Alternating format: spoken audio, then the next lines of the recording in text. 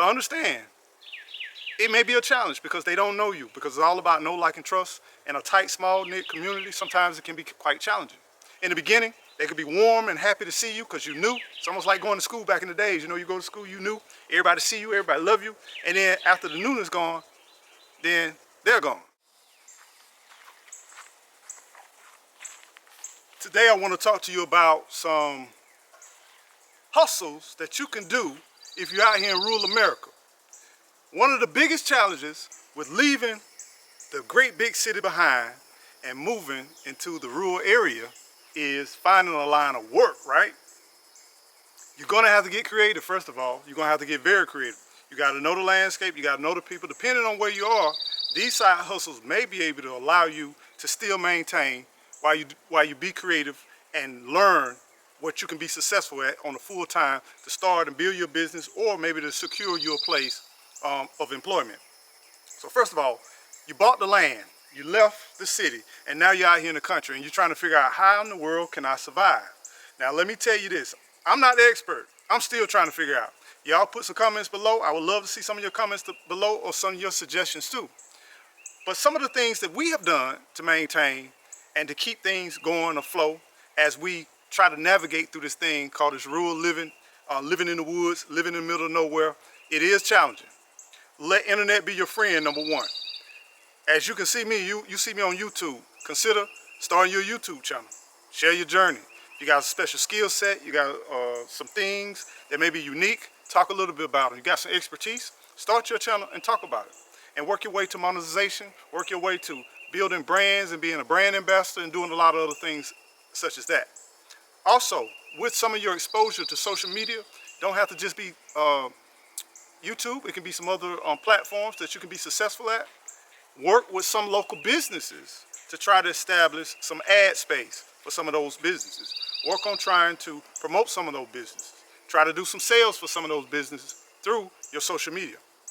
Another thing you could do, if you know and you're savvy, whatever you might be savvy about while you was in the city, try doing some training, some coaching, to maybe some staff development to people in the rural area, especially if you're savvy on the internet, or you can make some resources on the internet.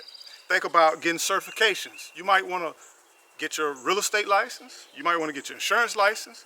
You might want to get a certain type of certification. A certification where you can work remotely. Think about remote work. Look at the types of remote work. That's another thing. Yard sales, that's a big thing. And then you can buy things that may not be available in the rural areas, some unique things, and then you can sell them just having a yard sale. A lot of times in the rural area, they do have market days, they do have side road yard sales. There's a lot of different ways you can generate revenue like that. Another thing, write a book. You've lived your life, you've been doing this thing called life, you've learned something along the way. Why not consider writing a book, putting that book together, marketing that book? Another thing you could do, crafts. If you got crafts, so you can learn some crafts. You can make some homemade recipes. You can grow things right here on your property.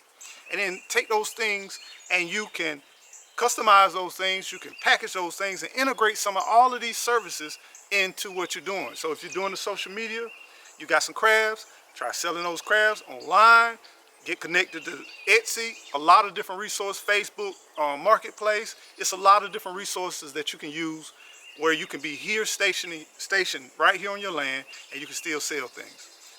A lot of people will pay for certain specialty services. You could do transportation, delivery. There are some organizations that have a hard time, maybe like medical delivery or different things like that, that you can do in this rural area where there's not a lot of competition. And you don't want to forget about if you got some cooking skills, some barbecue skills, you have some cooking skills. People love to eat no matter where you are, whether you're in the country or whether you're in the city. People love to eat. Just looking out the livestock when people need to travel, they need to go, maybe farm keeping. Or you can also look at some things on a creative matter. Think about if you can provide certain connections to the city as far as resources. It could be services, it could be products, things that they may have challenges in the rural area, you can provide them. Now, let's talk about what people in the rural really like. They love four-wheelers, they love outdoors, fishing, All of those different things. So if you think about a business, think about businesses where people in rural areas, things that they like. They love hunting. They love anything connected to nature, agriculture. They love a lot of resources and services. If you're in a medical community, come on, be creative. Like I said, think about elderly care. Think about even child care. Some people that's in the rural, they have to commute a long ways just to get to good, decent amount of work. So their kids need to be sought after, need to be taken care of. I'm saying you got to be creative and look for the needs of that particular community. But understand, it may be a challenge because they don't know you, because it's all about know, like, and trust. In a tight, small knit community, sometimes it can be quite challenging. In the beginning, they could be warm and happy to see you because you knew. It's almost like going to school back in the days. You know, you go to school, you knew. Everybody see you, everybody love you. And then after the newness gone, then they're gone. So think about those things. Diversify what you're doing. Don't just depend on just that community, but also think about surrounding communities. Think about the internet. There's a market out there that's huge. So take advantage of that. Maybe if you have something where you have a business in the city and it's very labor intense, maybe you want to consider bringing that to the rural area, because typically wages are not as robust as they are in the city. So think about some of these things, and like I said, just be creative. You're gonna have to be creative when you're out here in this rural area because it gets hard, it gets tough, but you can do it. You're good at landscaping, you're good at cutting grass, flowers, you're good at planting things. All of these different things, you can get creative and you can build a good, sustainable business in here in this rural area. Take your time, do your research, understand where you are, and understand who your competition is. Because some of your competition may be pillars in the community. They may be city leaders, they may be county leaders. So just understand and tread lightly, because you go to the rural area for that sense of remote, sense of connection with nature, but it's also intimacy. It's also serious relationship building. You know, in the big cities, a lot of times you get lost in the crowd sometimes. Sometimes, you know, you just one blip on the map. But here in the country, everybody sees everything. They see people coming, they see people going. They pay attention to a lot of details. So understand that you want to build and cultivate relationships, but understand a lot of these relationships you will definitely need in the days to come, because you never can tell who may be sitting across that desk when you're trying to apply for license, when you're trying to get approvals and different things like that. Don't judge a book by the cover when you're out in the rural area. Some of these people are very large leaders and you wouldn't even know that, you know? So just move wisely and, like I said, be creative on what you can do. And if you can, bring in revenue from outside sources and then bring it into a rural area where there may not be a lot of opportunities, that could be a big thumbs up.